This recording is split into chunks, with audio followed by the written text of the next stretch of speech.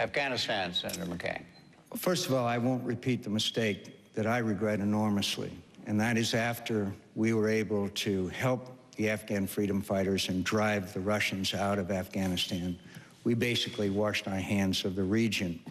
And the result over time was the Taliban, Al-Qaeda, and a lot of the difficulties we are facing today. So we can't ignore those lessons of history. Now, on this issue of aiding Pakistan, if you're going to aim a gun at somebody, George Shultz, our great Secretary of State, told me once, you better be prepared to pull the trigger. I'm not prepared at this time to cut off aid to Pakistan, so I'm not prepared to threaten it, as Senator Obama apparently wants to do, as he has said that he would announce military strikes into Pakistan. We've got to get the support of the people of Pakistan. He said that he would launch military strikes into Pakistan. Now, you don't do that. You don't say that out loud. If you have to do things, you have to do things. And you work with the Pakistani government. Now, the new president of Pakistan, Qadari, has got his hands full. And this area on the border is not been governed since the days of Alexander the Great. I've been to Waziristan. I can see how tough that terrain is. It's ruled by a handful of tribes. And yes, Senator Obama calls for more troops, but what he doesn't understand, it's got to be a new strategy, the same strategy that he condemned in Iraq, that's going to have to be employed in Afghanistan. And we're going to have to help the Pakistanis go into these areas and obtain the allegiance of the people. And it's going to be tough. They've intermarried with Al-Qaeda and the Taliban, and it's going to be tough. But we have to get the cooperation of the people in those areas. And the Pakistanis are going to have to understand that that bombing of the Marriott Hotel in Islamabad was a signal from the terrorists that they don't want that government to cooperate with us in combating the Taliban and jihadist elements. So we've got a lot of work to do in Afghanistan, but I'm confident now that General Petraeus is in the new position of command that we will employ a strategy which not only means additional troops, and by the way, there have been 20,000 additional troops from 32 to 53,000, and there needs to be more. So it's not just the addition of troops that matters. It's a strategy that will succeed, and Pakistan is a very important element in this, and I know how to work with them, and I guarantee you I would not publicly state that I'm going to attack them. Nobody talked about attacking Pakistan. Here's what I said, and if John wants to disagree with this, he can let me know, that if the United States has Al-Qaeda, bin Laden, top-level lieutenants in our sights, and Pakistan is unable or unwilling to act, then we should take them out.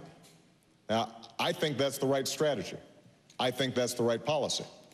And John, you're absolutely right that presidents have to be prudent in what they say. But, coming from you, who, in the past have threatened extinction for North Korea and, sung songs about bombing Iran, I don't know, how credible that is.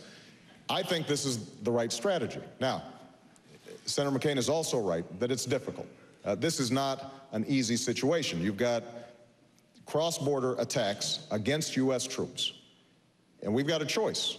We could allow our troops to just be on the defensive and absorb those blows again and again and again if Pakistan is unwilling to cooperate, or we have to start making some decisions. And the problem, John, with the strategy that's been pursued was that for 10 years, we coddled Musharraf, we alienated the Pakistani population because we were anti-democratic.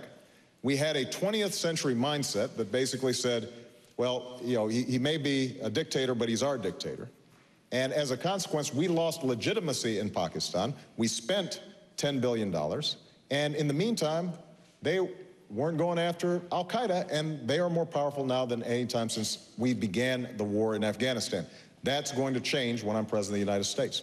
I don't think that Senator Obama understands that there was a failed state in Pakistan when Musharraf came to power. Everybody who was around then and had been there and knew about it knew that it was a failed state.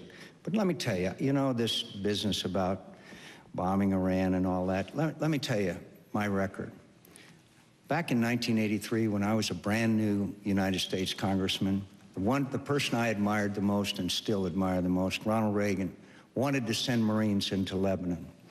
And I saw that, and I saw the situation. And I stood up and I voted against that because I was afraid that they couldn't make peace in a place where 300 or 400 or several hundred Marines would make a difference. Tragically, I was right. Nearly 300 Marines lost their lives in the bombing of the barracks. And then we had Somalia, then we had the first Gulf War. I supported that.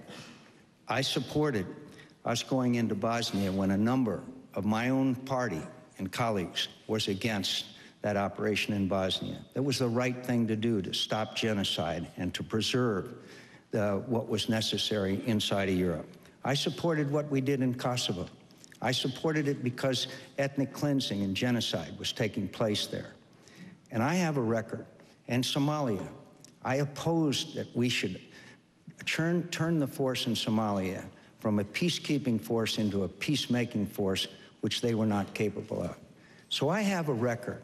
I have a record of being involved in these national security issues, which involve the highest responsibility and the toughest decisions that any president can make, and that is to send our young men and women into harm's way.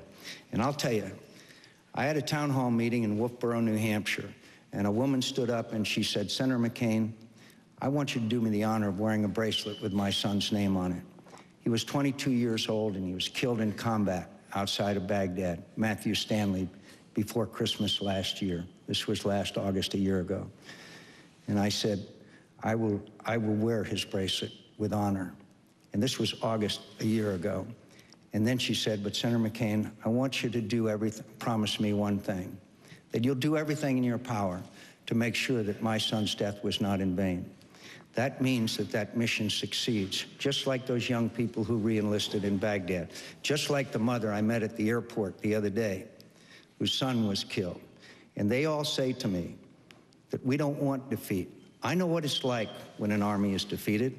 A war that I was in, where we had an army that it wasn't through any fault of their own, but they were defeated.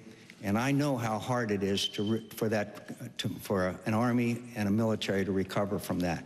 We did, and we will win this one, and we won't come home in defeat and dishonor and probably have to go back if we fail. Jim, let me just make a point. I've got a bracelet too, from from the mother of Sergeant Ryan David Jopek, given to me in Green Bay. And she asked me, can you please make sure that another mother's not going through what I'm going through? No U.S. soldier ever dies in vain because they are carrying out the missions of their commander-in-chief. And we honor all the service that they've provided. And our troops have performed brilliantly. The question is, for the next president, are we making good judgments about how to keep America safe, precisely because sending our military into battle is such an enormous step. And the point that I originally made is that we took our eye off Afghanistan. We took our eye off the folks who perpetrated 9/11. They are still sending out videotapes. And Senator McCain, nobody's talking about defeat in Iraq, but I have to say that we are having enormous problems in Afghanistan because of that decision. And it is not true that you have consistently been concerned about what happened in Afghanistan. I mean, at one point, while you were focused on Iraq, you said, well, we can muddle through Afghanistan. You don't muddle through the Central Front on terror, and you don't muddle through going after bin Laden. You don't muddle through stamping out the Taliban. I think that is something that we have to take seriously, and when I'm president, I will.